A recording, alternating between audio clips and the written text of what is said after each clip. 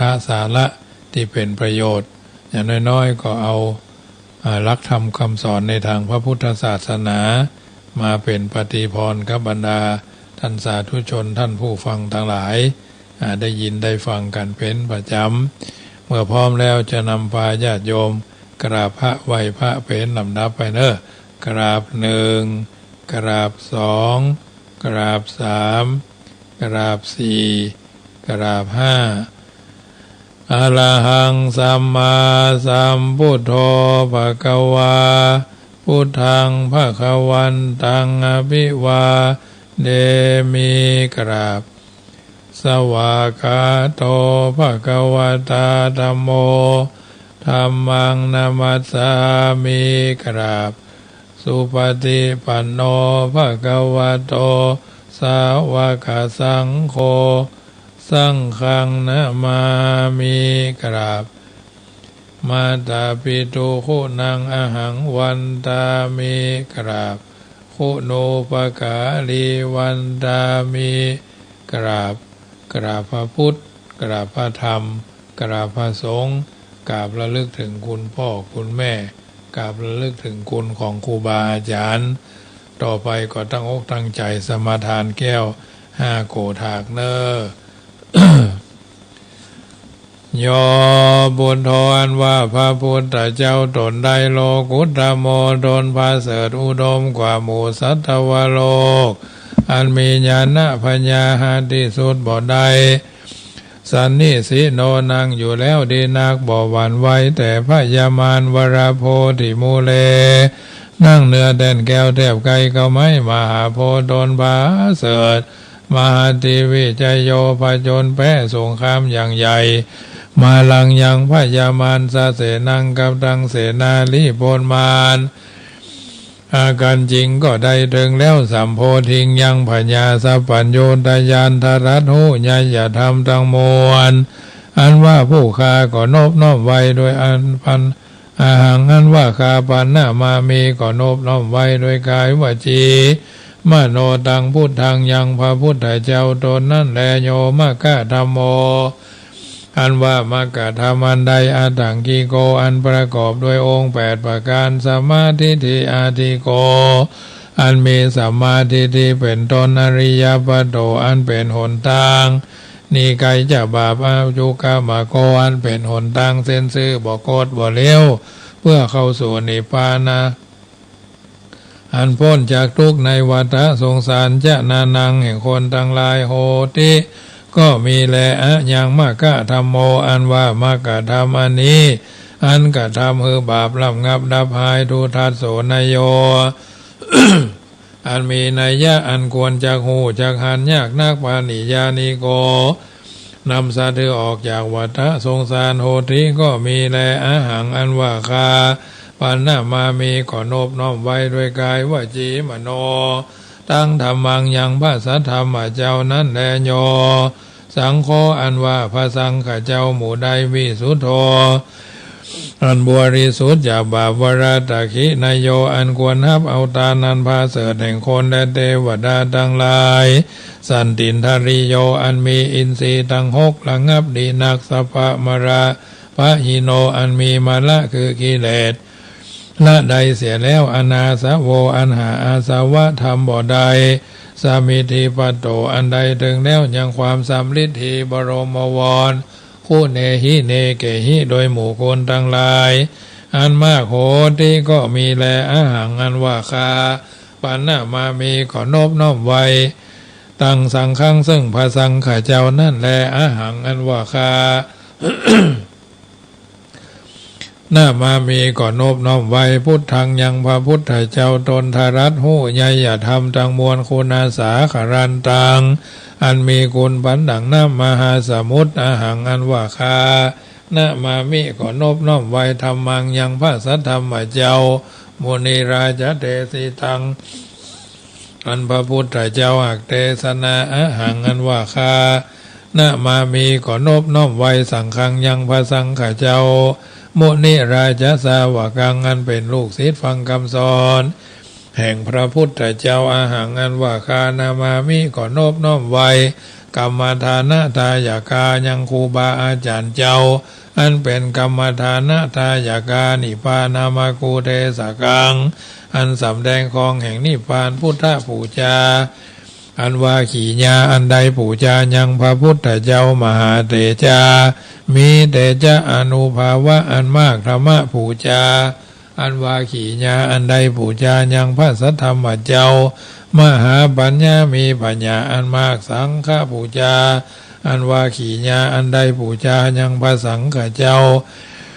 มหาโภคามีโภคาสัมปติเขาของอันมากโหติก็มีแลมะยังอันว่าผูคาทั้งหลายละพระมหาเสขอจุงชะใดทัศนันจะยังขีญาอันหันเมตยะพุทธสะยังพระพุทธเจ้าเมตยะตนอันจักมาเป็นพระพุทธเจ้าไปนาพุทโธอันว่าพระพุทธเจ้าเมตโยตนชื่อเมตยะเทวปูจิโตอันคนและเทวดาทั้งหลายหากปูชาอนุปัจจโต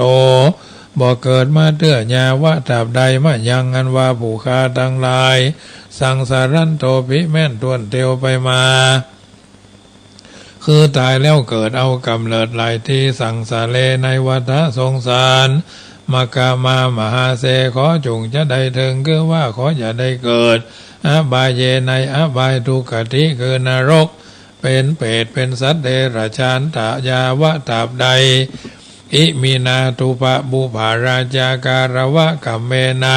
ด้วยกรรมอันใดปูชาการวะโดยธูปโดยเทียนเข้าตอกดอกไม้อันนี้เตอ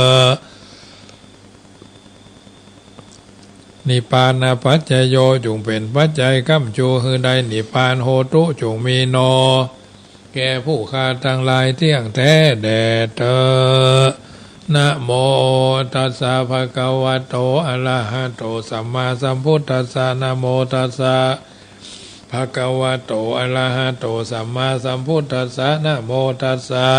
ภะคะวะโตอะระหะโตสัมมาสัมพุทธัสสะนะโมตัสสะภะคะวะโตอะระหะโตสัมมาสัมพุทธัสสะพุทธังสรณังกัจฉามิธัมมังสรณังกัจฉามิสังฆังสรณังกัจฉามิทุติยัมปิพุทธังสรณังกัจฉามิทุติยัมปิธัมมังสรณังกัจฉามิทุติยัมปิสังฆังสรณังกัจฉามิตติยัมปิพุทธังสรณังกัจฉามิตติยัมปิธัมมังสรณังกัจฉามิตติยัมปิสังฆังสรณังกัจฉามิสารณกัมมนังพุทโธสัพพัญญูทยานโนธัมโมโลกุตโรนาวาสังโฆมคาภรโตจาอิเจตังรัตนาทยังเอตัสสะอนุภาเวนะสัพพะอันตรายโยวินาศสันตุโนติปิโสภะคะวะอะระหังสัมมาสัมพุทโธวิชาจารณะสัมปันโนสุขโตโลกวิทูอนุตตโรปุริสธรรมสารติสถาเทวมนุสสนังพุทโธภะคะวะติสวากขาโตภะคะวะตาธัมโมสันทิติโกอากาลิโกเอหิปัสสิโกโอปนายิโกปัจจตังเวทิตัพโพวิญโยหิติสุปฏิปันโนภะคะวะโตสาวกสังโฆอุจุปฏิปันโนภะคะวะโตสาวกสังโฆยายาปฏิปันโนภะคะวะโตสาวกสังโฆสามิจิปฏิปันโนภะคะวะโตสาวกสังโฆยติทังจัตตาริปุริสายุคานิอัตถาปุริสาปุคลาเอสะภะคะวะโตสาวกสังโฆอาหุนยโยปะหุนยโยตะขินยโยอัญชลีกัลลานิโยอนุตตรังปุญญเขตังโลกัสสาติยันตุเนมิตังอวามังกรัญจโยจามนาโปสกุณาสัสสะโตปาปะกะโหตุสุปินนังอากันตังพุทธานุภาเวนะวินาสเมนตุยันตุเนมิตังอวามังกรัญจโยจามนาโปสกุณาสัสสะโตปาปะกะโหตุสุปินนังอากันตังธรรมานุภาเวนะวินาสเมนตุยันตุเนมิตังอวามังกรัญจโยจามนาโปสักกุณาสัสสะโตปะปะกะโหตุสุปินังอากันตัง สังฆานุภาเวนะวินาศเมนโตติปิโสภควาตานาปารมีสัมปันโนตานะอุปปารมีสัมปันโนตานะปรามัตถปารมีสัมปันโนเมตตาไมตรีกรุณามุทิตาอุเบกขาปารมีสัมปันโนอิติปิโสภควาสีละปารมีสัมปันโนสีละอุปปารมีสัมปันโนสีละปรามัตถปารมีสัมปันโนเมตตาไมตรีกรุณามุทิตาอุเบกขาปารมีสัมปันโนอิติปิโสภควาเนคขมะปารมีสัมปันโนเนคขมะอุปปารมีสัมปันโนเนคขมะปรามัตถปารมีสัมปันโนเมตตาไมตรีกรุณามุทิตาอุเบกขาปารมีสัมปันโนอิติปิโสภควา ปัญญาปารมีสัมปันโนปัญญาอุปปารมีสัมปันโนปัญญาปรามัตถปารมีสัมปันโนเมตตาไมตรีกรุณามุทิตาอุเบกขาปารมีสัมปันโนอิติปิโสภควาวิริยะปารมีสัมปันโนวิริยะอุปปารมีสัมปันโนวิริยะปรามัตถปารมีสัมปันโนเมตตาไมตรีกรุณามุทิตาอุเบกขาปารมีสัมปันโนอิติปิโสภควาขันติปารมีสัมปันโนขันติอุปปารมีสัมปันโนขันติปรามัตถปารมีสัมปันโนเมตตาไมตรีกรุณามุทิตาอุเบกขาปารมีสัมปันโนอิติปิโสภควาสัจจะปารมีสัมปันโนสัจจะอุปปารมีสัมปันโนสัจจะปรามัตถปารมีสัมปันโนเมตตาไมตรีกรุณามุทิตาอุเบกขาปารมีสัมปันโนอิติปิโสภควาอธิฐานะปารมีสัมปันโนอธิฐานะอุปปารมีสัมปันโนอธิฐานะปรามัตถปารมีสัมปันโนเมตตาไมตรีกรุณามุทิตาอุเบกขาปารมีสัมปันโนอิติปิโสภควาเมตตาปารมีสัมปันโนเมตตาอุปปารมีสัมปันโนเมตตาปรามัตถปารมีสัมปันโนเมตตาไมตรีกรุณามุทิตาอุเบกขาปารมีสัมปันโนอิติปิโสภควาอุเบกขาปารมีสัมปันโนอุเบกขาอุปปารมีสัมปันโนอุเบกขาปรามัตถปารมีสัมปันโนเมตตาไมตรีกรุณามุทิตาอุเบกขาปารมีสัมปันโนอิติปิโสภควาทัสสะปารมีสัมปันโนทัสสะอุปปารมีสัมปันโนทัสสะปรามัตถปารมีสัมปันโนเมตตาไมตรีกรุณามุทิตาอุเบกขาปารมีสัมปันโนโสภควาอิติปิติปิโสภควาทานะบารมีสัมปันโนทานะอุปบารมีสัมปันโนทานะบาลมัทธบารมีสัมปันโนมหาชัยยะปากโรวราเมนะโทวัตโสธรรมะกัลยาณทิวิปัสสนาคาโตโสภควาอิติปิติปิโสภควาศีลบารมีสัมปันโนศีลอุปบารมีสัมปันโนศีลบาลมัตถบารมีสัมปันโนมหาชัยยะภากโรวาลาเมนะโตวัตโสธรรมการระยานาทิวิปัสสนาคาโตโสภควาอิติปิติปิโสภควาเนกขมะบารมีสัมปันโนเนกขมะอุปบารมีสัมปันโนเนกขมะบารมัตถบารมีสัมปันโนมหาชัยยะปากโรวราเมนะโตวัตโสธรรมการระยานาทิวิปัสสนาคาโตโสภควาอิติปิติปิโสภควาปัญญาบารมีสัมปันโนปัญญาอุปบารมีสัมปันโนปัญญาบารมัตถป บาลมีสัมปันโนมหาชัยยะปากโลวาราเมนะโตวัตตโสธรรมาการระยานาทิวิปัสสนากาโตโสภะคะวาอิติปิติปิโสภะคะวาวิริยะบาลมีสัมปันโนวิริยะอุปบารามีสัมปันโนวิริยะบารมัตถบาลมีสัมปันโนมหาชัยยะภาคโลวาลาเมนะโตวัตตโสธรรมาการระยานาทิวิปัสสนาคาโตโสภะคะวาอิติปิติปิโสภะคะวาขันติบาลมีสัมปันโนขันติอุปบาลมีสัมปันโนขันติบารมัตถบาลมีสัมปันโนมหาชัยยะปากโรวาราเมนะโตวัตตโสธรรมาการระยานาทิวิปัสสนาคาโตโสภะคะวาอิติปิติปิโสภะคะวาสัจจะบาลมีสัมปันโนสัจจะอุปบาลมีสัมปันโนสัจจะบาลมัทธบาลมีสัมปันโนมหาชัยยะปากโรวาราเมนะโตวัตตโสธรรมาการระยานาทิวิปัสสนาคาโตโสภะคะวาอิติปิติปิโสภะคะวาอธิฐานะบารมีสัมปันโนอธิฐานะอุปบา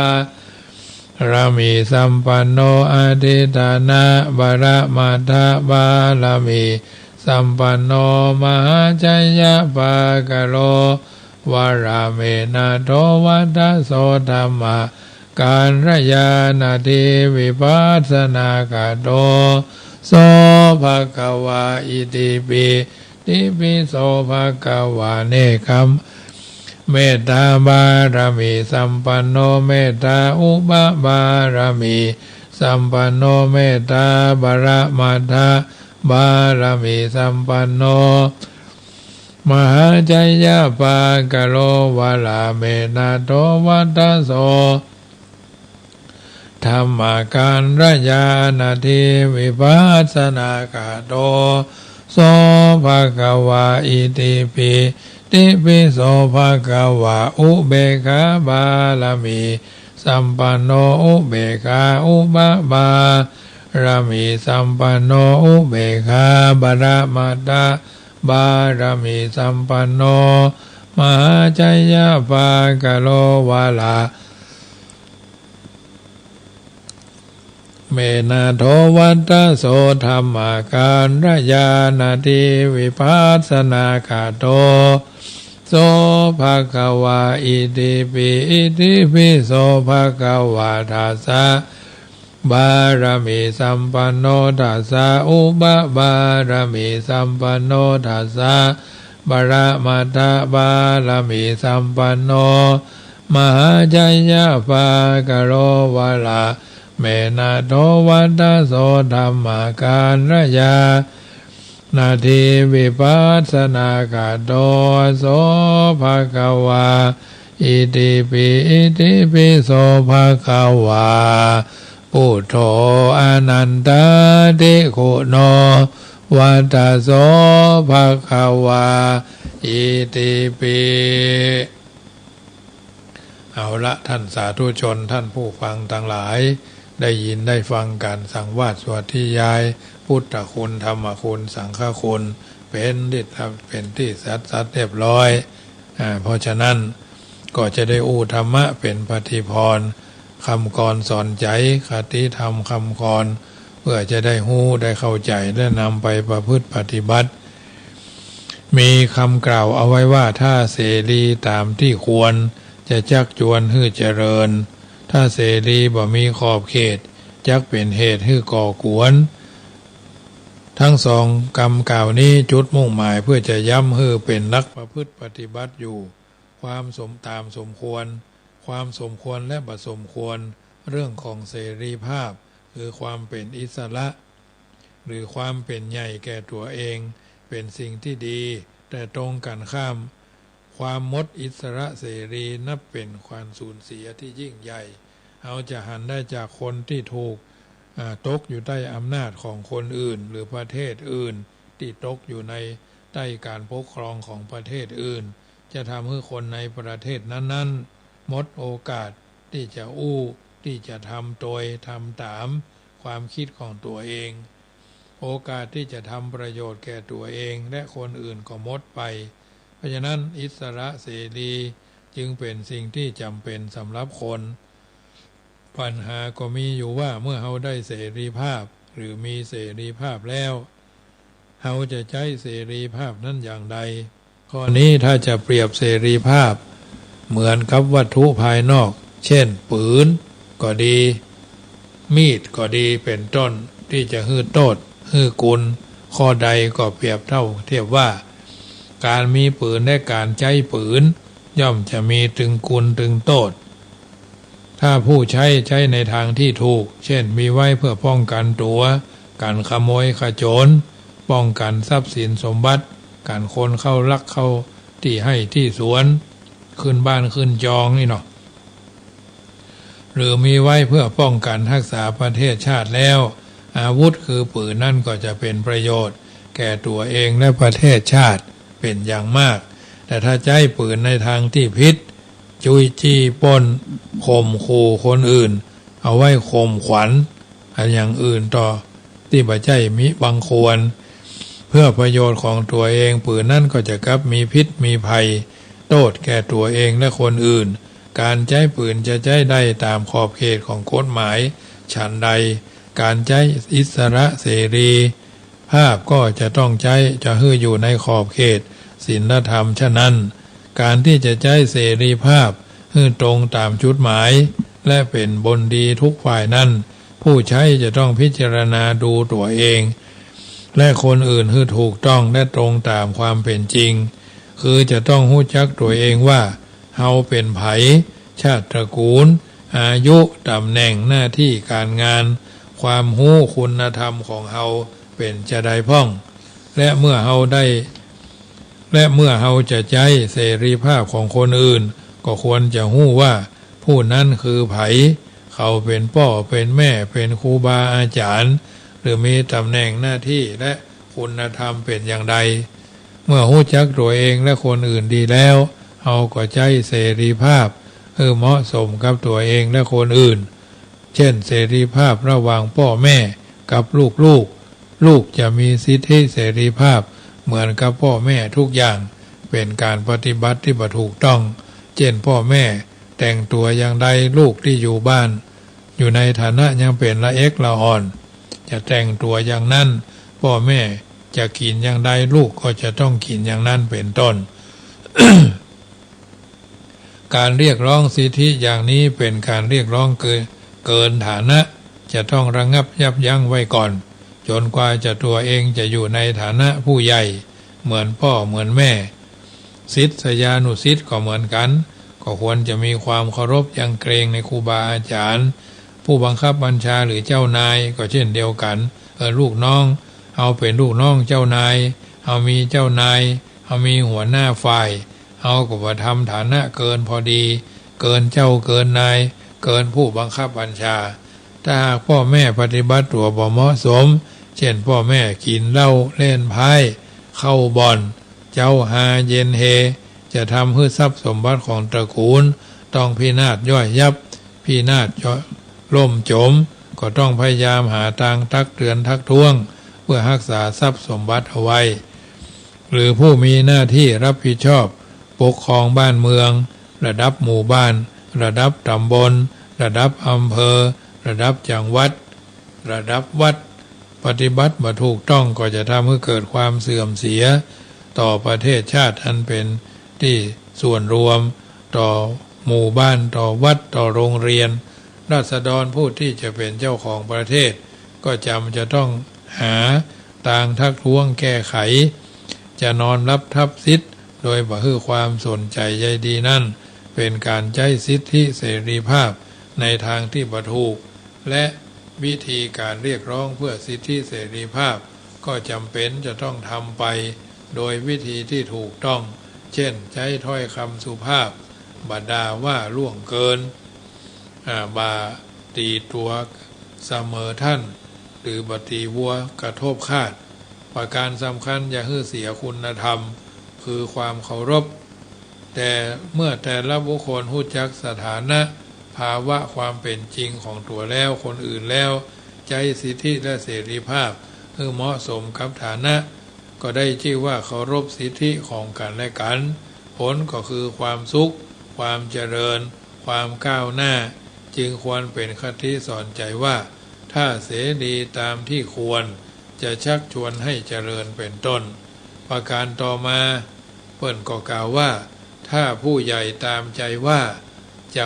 ชักพาให้เดือดร้อน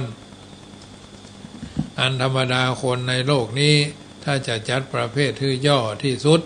ก็จะได้บุคคลเพียง2 ประเภท2 ประเภทคืออย่างก็คือผู้ใหญ่และผู้น้อยผู้ใหญ่ผ่านร้อนผ่านหนาวผ่านฝนมาก่อนเฮาผู้น้อยก็ติดตามโดยตามติดเปิ้นโดยมาเป็นระยะคนถึง2 ประเภทนี้ญาติโยมท่านผู้ฟังจะมีอยู่เป็นคู่กันตลอดเวลาเช่นพ่อกับแม่พ่อแม่กับลูกครูกับศิษย์เจ้านายกับลูกน้องผู้บังคับบัญชากับผู้ใต้บังคับบัญชาผู้ปกครองกับผู้อยู่ใต้ปกครองความเสื่อมความเจริญความสุขความทุกข์ทั้งส่วนย่อยและส่วนรวมของบ้านของเมืองตลอดถึงของโลกอาศัยการกระทำของบุคคลถึง2นี้เป็นเหตุหรือจะกล่าวว่าบุคคลถึง2นี้ผู้น้อยกับผู้ใหญ่จะเป็นผู้บันดาลความสุขความทุกข์หรือความเสื่อมความเจริญให้แก่โลกก็ได้การกระทำหรือความประพฤติระหว่างผู้น้อยกับผู้ใหญ่อยู่ในฐานะที่จะเป็นผู้นำเพราะผู้ใหญ่คือผู้ที่เกิดก่อนเฮาอาบน้ำร้อนอาบน้ำเย็นอาบน้ำกัดมาก่อนเฮามีโอกาสได้ศึกษาวิชาความรู้ในหันเหตุการณ์ของโลกมานักตามหลังผู้ใหญ่หมาไม่กัดเป็นต้นผู้ใหญ่จึงต้องเป็นรักของผู้น้อยพระพุทธเจ้าทรงประทานพุทธโอวาทเปรียบเทียบไว้ว่าเมื่อโคทั้งหลายข้ามฟากอยู่โคหรืองัวตัวหลังขัวตัวเป็นจ่าฝูงตรงไปโคทั้งหลายก็จะตรงไปในหมู่มนุษย์ก็เช่นเดียวกันท่านผู้ใดได้รับสมมุติคือเป็นผู้ใหญ่ถ้าท่านผู้นั้นประพฤติปฏิบัติธรรมประพฤติธรรมเป็นธรรมประชาชนทั้งหลายก็จะประพฤติเป็นธรรมตัวดังนี้ความในพุทโธวาทนี้แสดงให้เห็นว่าผู้ใหญ่เป็นหลักเป็นแหล่งเป็นหลักเป็นฐานเป็นหลักยึดหลักประพฤติกับเฮาเป็นระยะกันอยู่แล้วเพราะฉะนั้นญาติโยมสาธุชนท่านผู้ฟังทั้งหลายสิ่งเหล่านี้จึงนำมาเวิ้นเจริญปอนเพื่อท่านทั้งหลายได้ทราบว่าผู้ใหญ่แม้จะถือกฎเกณฑ์ว่าเกิดก่อนอายุนักกว่าเป็นผู้ใหญ่หาได้ไม่ผู้ใหญ่จะต้องมีลักษณ์คือคุณธรรมเป็นลักษณ์ของใจโดยผู้ที่มีอายุน้อยผู้ที่มีอายุน้อยถ้ามีคุณธรรมประจำใจก็เป็นผู้ใหญ่ได้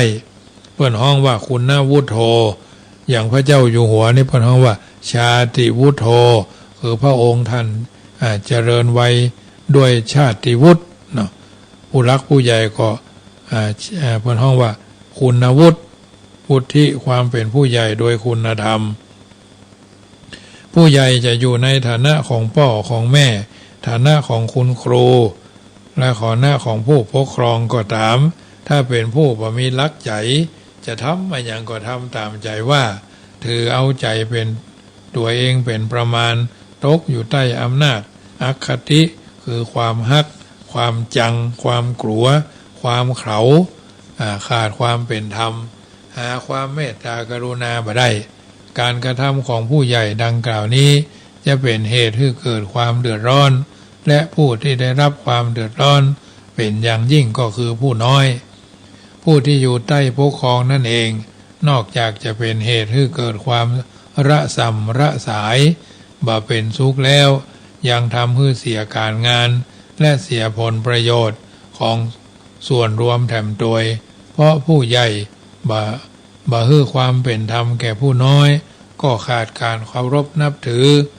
ต่างบ่ให้ความเอื้อเฟื้อเกื้อกูลแก่กันต่างคนก็ต่างอยู่ต่างคนก็ต่างทำนั่นก็คือที่มาแห่งความเสื่อมและที่มาแห่งความเดือดร้อนดังนั้นจึงให้คติสอนใจว่าท่านผู้ใหญ่เปรียบเหมือนเช่นรากแก้วเป็นต้นแถวลูกหลานได้อาศัยถ้าผู้ใหญ่เจ้าอารมณ์ไม่ข่มใจทุกโทษภัยตามมาทั่วหน้ากันนะถ้าผู้ใหญ่เปรียบเป็นเช่นรากแก้วเป็นต้นแถวลูกหลานได้อาศัยถ้าผู้ใหญ่เจ้าอารมณ์ไม่ข่มใจทุกโทษภัยตามมาทั่วหน้าเป็นต้นทีนี้ต่อมาก็ว่าถ้าเป็นผู้น้อยฝืนคำสอนจะเดือดร้อนไปทั่วเมืองทุกคนเกิดมาก็มีชีวิตเกี่ยวกับคนอื่นนักพ่องน้อยพ่องถ้าหันตัวยังได้ง่ายก็คือชีวิตในครอบครัวสมาชิกในครอบครัวประกอบไปด้วยคุณพ่อคุณแม่คุณลูกเนาะแต่ละชีวิตจะต้องอาศัยซึ่งกันและกันถ้าพ่อแม่เป็นผู้นำในครอบครัวลูกหลานเป็นผู้โดยแต่ถ้าละคนหู้จักฐานะหน้าที่ของตนจักดำรงความตนเป็นตามความเหมาะสมแล้วทุกคนก็จะได้รับความสะดวกแต่มันก็มีคำกล่าวว่าสะดวกนักมักง่ายสบายนักมักเกยตัวเป็นต้น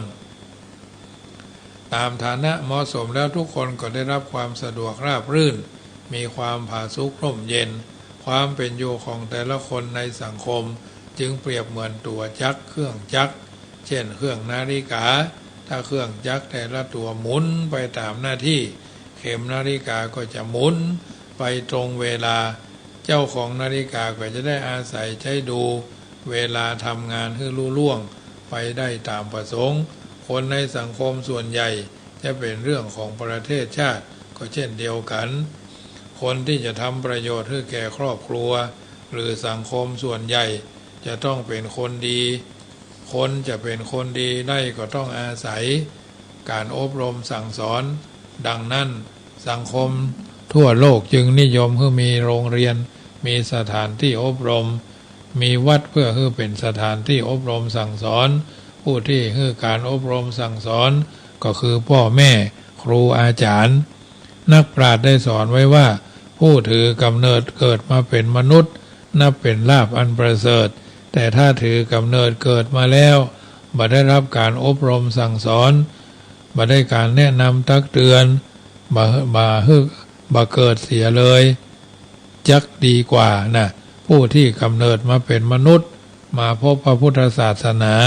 นับเป็นลาภอันประเสริฐแต่ถ้าถือกำเนิดเกิดมาแล้วบ่ได้รับการอบรมสั่งสอนบ่เกิดเสียเลยจะดีกว่าผู้ที่กำเนิดมาแล้วได้รับการอบรมสั่งสอนแต่บ่ยินดีรับโอวาทคำสอนหรือบ่ปฏิบัติตามโอวาทคำสอนจะเป็นผู้เสียหายร้ายแรงกว่าผู้ที่บ่ได้รับการอบรมสั่งสอนเพราะเป็นผู้ทำความเสียหายกับประโยชน์ทั้งหลายทั้งที่หูบุคคลประเภทนี้เรียกว่าดื้อหรือดื้อด้านนะไม่ฟังไม่ปฏิบัตินะไม่นำมาฉุกคิดพินิจพิจารณาคนที่ดื้อหรือคนที่ลึกอย่างเพิ่นว่านั่นน่ะกิ้วหนาตาฮึกบ่ลึกก็เง่ากิ้วบางกลางยาวบางเง่าก็ลึกนะกึ้มงึ้มดื่มในน้ำบะไหลเจี้ยวพื้นนิสัยแจ๊บะเลาะเพาะแพะนิสัยดีนะยิ้วจึ้มกึ้มงึ้มดื่มในน้ำบะไหลเจี้ยวพื้นนิสัยแจ๊หมู่นี้ระวังอันตรายญาติโยมเป็นผู้ใหญ่ก็ต้องระวังเป็นพ่อเป็นแม่ก็ต้องระวังเป็นเพื่อนเป็นฝูงก็ต้องระวังพวกนี้มันเป็นห้องว่าน้ำนิ่งไหลลึกเปิ่นจึงมีคำกรสอนใจไว้ว่า กึ้มงึ้มดื่มในน้ำบะไหลเจียวพื้นนิสัยแจ๊ะอู้บะเลาะเพาะแพะนิสัยดีอันนี้คือเอาไปตีเป็นปริศนาธรรมเพื่อดำเนินชีวิตเนี่ยดื้อด้านจะหาความเจริญในชีวิตได้ยากไปก็ไปได้บะไก่เนาะมดเฝ้ามดน้ำมันก็ตึกขณะญาติโยมมันถึงไปไม่ได้ละโดยเฉพาะอย่างยิ่งลูกหลานปฏิบัติตามคำสอนพ่อแม่ศิษยานุศิษย์ปฏิบัติตามครูบาอาจารย์เจ้าผู้ใต้บังคับบัญชาบ่ฟังคำสั่งเจ้านายเนาะก็ยิ่งจะไปได้ยากเจริญยากนะเพิ่นเฮาว่าเข้าเมืองตาลิ้วบ่ลิ้วตาโตยเข้าเมืองตาลิ้วก็บ่ลิ้วตาตามนะเพราะฉะนั้นผู้น้อยทำตามคำสอนจะนั่งนอนก็เป็นสุขสบาย จึงนำมาเวิ้นเจริญปอนบรรดาญาติโยมสาธุชน ที่อยู่ท่าได้ฟังกันอยู่ทางบ้านเป็นประจำเพราะทุกวันเวลาทุ่มกว่าก็จะได้ฟังรายการนี้ธรรมาภาพพระมหาประสิทธิ์ธรรมาภินันโทสาธุยกเอาอาถาสาระที่ญาติโยมสาธุชนได้ยินได้ฟังแล้วก็นำไปเป็นเครื่องพินิจพิจารณาอันใดดีก็เก็บไปประพฤติปฏิบัติอันใดที่มันนักเกินพอดีเขาก็ปล่อยวางปล่อยวางปลดปล่อยแล้วก็ปล่อยวางเราจะพบผลทางที่เราเดินทางชีวิตอย่างที่เราต้องการได้ปรารถนาเหมือนกันทุกผู้ทุกคนเพราะสิ่งต่างๆเหล่านี้เป็นสัจธรรมที่บัณฑิตผู้รู้ท่านก้อนไกลเอาไว้ก่อนแล้วเอามาที่หลังเอาก็มาเจอเอาก็มาปะเอาตั้งอกตั้งใจทำเพื่อมันเป็นเครื่องพินิจพิจารณาเดินทางชีวิตโดยมีหลักยึดหลักประพฤติเป็นลำดับไปเหมือนท่านกล่าวเอาไว้ว่าคนเฮามนุษย์ในโลกสับสนเกิดมาเป็นคนบนผืนโลกล่าเฮามีความตายรออยู่เบื้องหน้าบ่มีไผมาล่วงพ้นแล้วแต่บุญกรรมจักนำซ้ำซ้อน ไผบ่ดีกพ้นสักลาย วันเกิดหู้แท้บ่แน่วันตายมนุษย์จริงใจเป็นไปจู้ผู้เมื่อยังบ่ตายชีวิตต้องสู้หิหาเลี้ยงดูปากต้องมนุษย์ทั้งหลายเป็นทุกข์ใหญ่หลวงมีบ่วงจ้องก้องมาหวั่นเกี่ยวข้องพัวพันบ่ได้บรรลุถึงอรหันต์เพราะบ่วงมาปันติดหวั่นโลกกว้างห่วงลูกห่วงหลานวงวานรอบข้างห่วงฮักเมียแปลงร่วมชิดมองห่วงฮักสมบัติมั่นแน่นหนาชิดหลงกึดว่าอันของกูให้นาป่าตั้งตึกรามสวยหรูบ่ได้กึดดูหู้ที่แจ้งเป็นตัวตัณหาเข้ามาเตื่อมแท่งบ่กึดคอยแยงที่จันบ่ใจของไผคนใดทั้งนั้นอย่าหลงยึดมั่นหัวเมาเป็นของสมมุติของเขาตายแล้วก็เอาไปโดยบ่ได้แม้ทรัพย์แม้ศพซากตนคนเอาเผาไหม้บ่เหลืออันใดเคินค้างเรือชั่วกับดีบ่มีม้วยมั่งคือผลที่สร้างยังคน แม้องค์พุทธตนทรัตพญายังมรณาดับขันจนได้เฮาปุถุชนคนอยู่รุ่มใต้นับประสาใดหลีกพ้นมีเข้ามีของเงินทองเหลือล้นบ่ได้หอบด้นปาไปเมียแปลงผัวฮักก็สุดวิสัยบ่ได้ปาไปละไว้อยู่บ้านการแต่งข้าวสารไข่การเล่าต้านให้หมู่วงวานพี่น้องบ่ต้องเสียใจร้องไห้ลำร้องมันเป็นของถูกต้องธรรมดาถึงจักห้องให้เลือดนองออกตาบ่ปิกคืนมากับฟื้นคืนได้เป็นอนิจจกรรมอันโลกลุ่มใต้มันหากเป็นไปอย่างอี้วสานไข่ขานเข้ากี้จักจบเสียเต้าอี้ก่อนเอวังอันเนี้ยคำสอนในทางพระพุทธศาสนาผู้เป็นคำกรสอนใจคือเฮาท่านทั้งหลายนำไปพินิจพิจารณาอันใดดีก็นำไปประพฤติปฏิบัติอันใดเป็นเรื่องที่เสือวิสัยเราก็พยายามห่างหายอยู่เท่าที่เราทำได้ประพฤติปฏิบัติเท่าที่เราทำได้ตามที่บัณฑิตผู้รู้บางอย่างบางประการก็ถือว่าพยายามก้าวไปให้มันถึงจุดประสงค์และเป้าหมาย ที่เฮาวาดเฮาหวังเอาไว้บางอย่างก็ต้องใช้เวลาบางอย่างก็ต้องใช้ดุลพินิจพระนวันนี้สัมมะการนังไสยโยใคร่ควรเหตุก่อนแล้วจึงกระทำบำเพ็ญเมื่อเปลี่ยนไปก็จะพบหนทางที่เฮาอยากได้ที่เฮาอยากมีที่เฮาอยากเป็นลำดับไปฉะนั้นค่ำคืนของวันนี้รายการเสียงธรรมก่อนรับตาก็มาถึงช่วงสุดท้ายก่อนนำรายการจากท่านไปก็ขอบอกเจริญพรเนอะโดยว่าวันที่23ตุลาที่จะถึงนี้คณะสงฆ์ผู้จัดรายการขึ้นวิทยุเข้า16จะมีการทอดผ้าป่าและทำบุญทักษิณานุปทานอุทิศเป็นพระกุศลถวายเจ้าพ่อพญามังลายซึ่งพระองค์ท่านได้สวรรคตใน784 ปีวันที่23ตุลาประกอบกับวันที่23ตุลาเป็นวันปิยมหาราชในพระบาทสมเด็จพระจุลจอมเกล้าเจ้าอยู่หัวผู้ทรงพระคุณอันประเสริฐพระองค์ท่านได้ถึงแก่สวรรคตเมินนักแก่2453เนาะก็เมินนักแก่ท่านก็พิจารณาเอาทุกวันที่25แต่ก่อนนี้เป็นวันประชาบาลเนาะวันศึกษาประชาบาลภัยที่เกิดรุ่น2507นี่ก็คงจะเป็นนักเรียนที่เคยใช้เครื่องแบบหรือไปทำกิจกรรมวันศึกษาประชาบาลกันมาแล้วก็คงจะหลายรอบอันนี้ก็แจ้งให้ญาติโยมทั้งหลายได้ทราบส่วนกฐินวัดจังกรรมนี่ก็ขอประชาสัมพันธ์ว่าจะมีการทำบุญทอดถวายกันในวันที่12 พฤศจิกา12 พฤศจิกาที่วัดจังกรรมนี้โดยคุณโยมพรหมพันธ์สรัญญธรรมพร้อมคณะและคุณโยมพงศักดิ์ตันธนศักดาก็จะนำพากัลยาณมิตรมาร่วมขีนร่วมตาลเพื่อรวบรวมจตุปัจจัยในการบูรณะกุฏิสงฆ์ให้สำเร็จรุ่ร่วงไปด้วยดีสำหรับปัจจัยที่ญาติโยมได้ร่วมทำบุญงานทำบุญถวายขันเข้า227ขันทานสังฆทานไปเมื่อวันเสาร์วันที่วันเสาร์ที่ผ่านมาคือวันที่14เดือนที่14เดือนตุลาเดือน12ดับก็ได้ปัจจัยจำนวน 30,000 กว่าบาทเอาเข้าวัดแถว 6,000 กว่าบาทจ่ายค่าศาลาเรียบร้อยก็ถือว่าได้ปัจจัยบำรุงวัดไป 6,000 กับ20 บาทญาติโยมทั้งหลายได้อนุโมทนากันสาธุสาธุอนุโมทนาโดยพร้อมเพียงกันเนอะช่วยกันคนละเล็กคนละน้อยวันที่23ก็ไปปะกันที่ขึ้น96เนอะห่อคำพญามังลายอาตมาภาพจะนำอาหารและข้าวนึ่งไปจำหน่ายจ่ายแจกกัลยาณมิตรทุกคนเพื่อนกัลยาณมิตรขึ้น96อันอย่างนั้นก็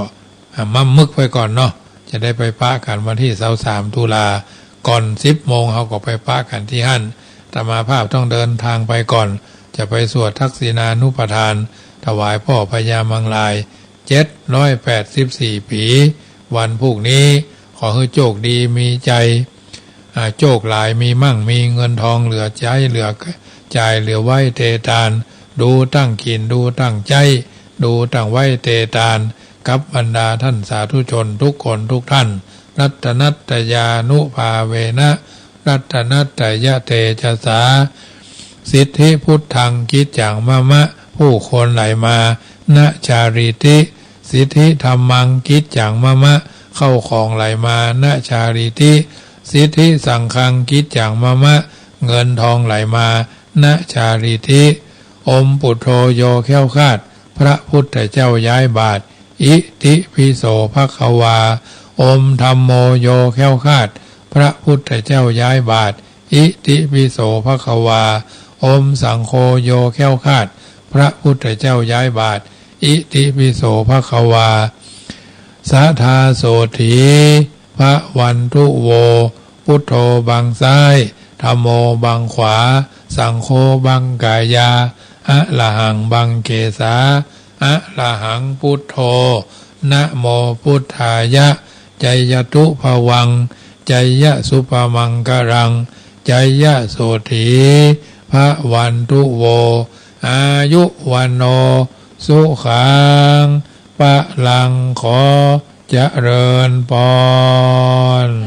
จนโยมรักส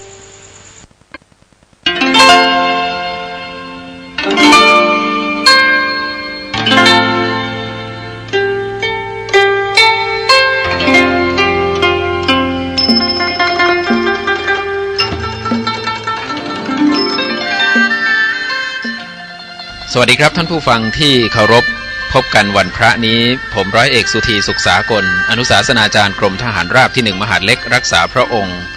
มีสาระธรรมมานำเสนอในเรื่องคนดีที่ควรเลือกครับเลือกคนดีนั้นดูที่มีเหตุผลน้อมนำตนเป็นแบบอย่างทางสร้างสรรค์รู้จักเหตุแห่งผลดีชูชีวันรู้จักผลแห่งกรรมนั้นมั่นธรรมะท่านผู้ฟังที่เคารพการที่เราจะตัดสินใจเลือกใครสักคนเป็นเพื่อนคู่คิดเป็นมิตรคู่ใจหรือแม้แต่เป็นผู้แทนของเราไปทำหน้าที่ในสภาไม่ใช่เรื่องง่ายนะครับที่จะสามารถรู้ได้ว่าใครเป็นคนดีที่คู่ควรบางครั้งอาจจะต้องอาศัยการอยู่ใกล้ชิดหรือดูกันนานๆดังที่มีผู้ผูกคำไว้ให้คิดถึงชนิดของคนดีหรือสิ่งดีเอาไว้ว่าดูบ้านเมืองดูที่ความสะอาดดูประชาชาติดูที่ความสามัคคีดูคนดีดูที่งานดูลูกหลานดูที่ความเคารพดูหญิงดูที่ความอายดูชายดูที่ความกล้าหาญดูพระดูที่กิจวัตรดูคฤหัสถ์ดูที่ความขยันเป็นต้นคนดีที่ควรเลือกนี้นอกจากงานหรือผลงานเป็นตัวชี้วัดแล้วจะต้องมีธรรมะ7 ตาที่ปรากฏในพระพุทธศาสนาดังนี้ด้วยคือ 1. ธรรมัญญุตาความเป็นผู้รู้จักเหตุเช่นรู้ว่าเมื่อกระทำสิ่งใดจะได้ผลตอบแทนเป็นความสุขของประชาชนหรือคนส่วนรวมแล้วลงมือทำทันที 2. อัฏฐัญญุตาความเป็นผู้รู้จักผลเช่นเหตุบ้านการเมืองเป็นอย่างนี้สามารถวิเคราะห์ได้ทันทีว่าเกิดจากเหตุอันใดโดยที่ไม่เข้าข้างตนหรือพวกพ้องของตน 3. อัตตัญญุตาความเป็นผู้รู้จักตนเช่นรู้ว่าตนคือคนไทยที่ได้รับสิ่งดีงามมาจากบรรพชนต้องเปี่ยมล้นด้วยกตัญญู 4. มัตตัญญุตาความเป็นผู้รู้จักประมาณเช่นการดำรงตนเป็นแบบอย่างในทางที่เหมาะสมไม่ปลุกระดมให้เกิดกระแสฟู่ฟ้าฟุ่มเฟือย 5. กาลัญยุตาความเป็นผู้รู้จักการเช่นรู้ว่ายามนี้บ้านเมืองต้องการความสงบปรารถนาจะพบความสามัคคีก็หยุดพฤติกรรมที่จะทำให้เสียบรรยากาศ 6. ปริสัญยุตาความเป็นผู้รู้จักชุมชนเช่นการเข้าร่วมกิจกรรมนำพาประเพณีไทยไม่ให้เลือนหายจากสังคมตามวาระโอกาสอันเหมาะสมและ 7. ปุคละปโรปรัญญุตาความเป็นผู้รู้จักบุคคลเช่นการรู้จักจัดสวัสดิการให้เหมาะแก่คนทุกเพศทุกวัยโดยไม่เลือกปฏิบัติธรรมะ7 ประการนี้คือพื้นฐานที่ดีสำหรับผู้ที่จะเป็นผู้แทนสรุปว่าความดีไม่ขาดแคลนเป็นผู้แทนไม่ยากเย็นสวัสดีครับ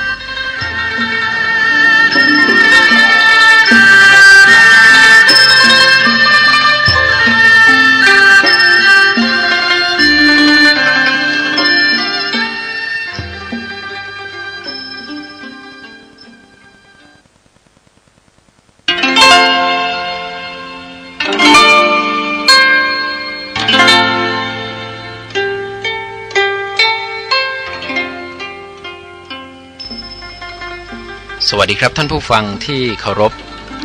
พบกันวันพระนี้ผมร้อยเอกสุธีสุขสากลอนุศาสนาจารย์กรมทหารราบที่1มหาดเล็กรักษาพระองค์มีสาระธรรมมานำเสนอในเรื่องวิสาขบูชามหารำลึกครับวันสำคัญของชาวพุทธฉุดให้นึกร่วมรำลึกถึงคุณค่ามหาศาลเพ็ญเดือน6ยกถ้อยธรรมในตำนานมาสืบสารให้สูงสุดตามพุทธองค์วิสาขบูชาสากลแล้วพระพุทธเจ้าทรงสร้างแนววัตถุประสงค์เพื่อดับโศกเพื่อนร่วมทุกข์สุขดำรงสันติภาพจะมั่นคงตรงตามแนว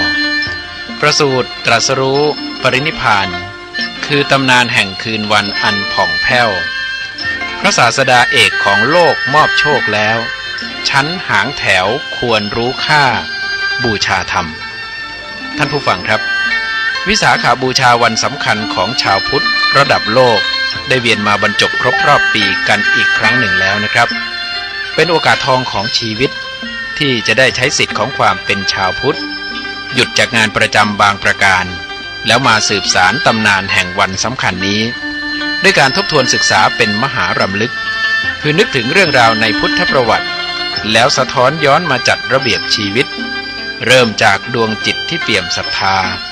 ว่าชีวิตนี้สามารถปรับเปลี่ยนหรือแก้ไขทุกภัยต่างๆได้ดังที่พระพุทธองค์ได้ทรงบำเพ็ญเป็นแบบอย่างอันประเสริฐพระพุทธเจ้าทรงเป็นครูผู้สอนเทวดาและมนุษย์ทั้งหลายหรือทรงเป็นพระศาสดาเอกของโลกตลอดพระชนชีพ80 พรรษาทรงมีพุทธลีลาเป็นมาตรฐานของคนผู้ติดดินที่สุดเพราะทั้งประสูติตรัสรู้และปรินิพพานซึ่งตรงกับวันเพ็ญเดือน6ทั้งสิ้นนั้นล้วนแต่เกิดขึ้นบนดินไม่ได้เกิดบนถิ่นที่หรูหราโอ้อาแต่อย่างใดร่มไม้คือสถานที่อาศัยดังปรากฏตำนานไว้ในพุทธประวัติที่เราต่างก็คุ้นเคยแต่พุทธกิจตลอด45 พรรษาหลังตรัสรู้จนถึงวันปรินิพพานนั้นยิ่งใหญ่นักเพราะทรงชี้ทางบรรเทาทุกข์ชี้สุขเกษมสารชี้ทางพระนฤพานอันพ้นโศกวิโยคภัยให้แก่ดวงใจของมหาชนที่เปี่ยมล้นไปด้วยความทุกข์กล่าวได้ว่าพุทธวิถีชี้ให้เห็นถึงลักษณะชีวิตอยู่อย่างต่ำแต่กระทำอย่างสูงควรที่ของเราชาวพุทธควรจะมาฉุดความคิดชนิดที่ว่าถึงจะเกิดมาด้อยค่าเพียงดินขอเพียงหัวใจใฝ่ทวินเป็นคนของแผ่นดินอย่างมีคุณภาพการทำงานในฐานะพระพุทธเจ้าไม่เคยมีวันหยุดครับแต่สิ่งสำคัญสูงสุดคือการสร้างคนให้เป็นมนุษย์และเป็นมนุษย์ผู้ไม่ยอมจำนนต่อปวงปัญหาต่อให้ทุกแสนทุกข์ความสุขในธรรมยังมีโอกาสนำพาจึงอาจกล่าวได้ว่าพระพุทธเจ้าคือสุดยอดผู้ให้กำลังใจเราท่านทั้งหลายเคยใช่ไหมที่รู้สึกท้อท้อต่อการงานเคยคิดรำคาญผู้คนรอบข้างแต่ถ้าหากรำลึกถึงพระพุทธองค์ที่ทรงงานเป็นแนวทางเราก็จะกระจ่างว่างานของเราเบาจริงๆก่อนพระพุทธเจ้าจะปรินิพพานลาจากวัฏสงสารอย่างถาวรก็ยังทรงสอนธรรมะเป็นอนุสรณ์ว่าธรรมะมีหลายบทตอนแต่ที่ขลังแท้แน่นอนและควรมาก่อนธรรมะอื่นใดคือความไม่ประมาทเราชาวพุทธคุณสมบัติอาจจะขาดหากใช้ชีวิตอย่างประมาทย่อมขาดทุนเพราะทุนที่เรามีในชาตินี้ก็คือเกิดมาเป็นมนุษย์พบพระพุทธศาสนาแถมอยู่เมืองไทยวิไลโสภาถ้าไร้ศรัทธาก็นับว่าขาดทุนวันนี้ขอให้เป็นวันวิสาขบูชามหารำลึกนึกถึงธรรมมานำชีวิตทุกทิศทั่วไทยนะครับสวัสดีครับ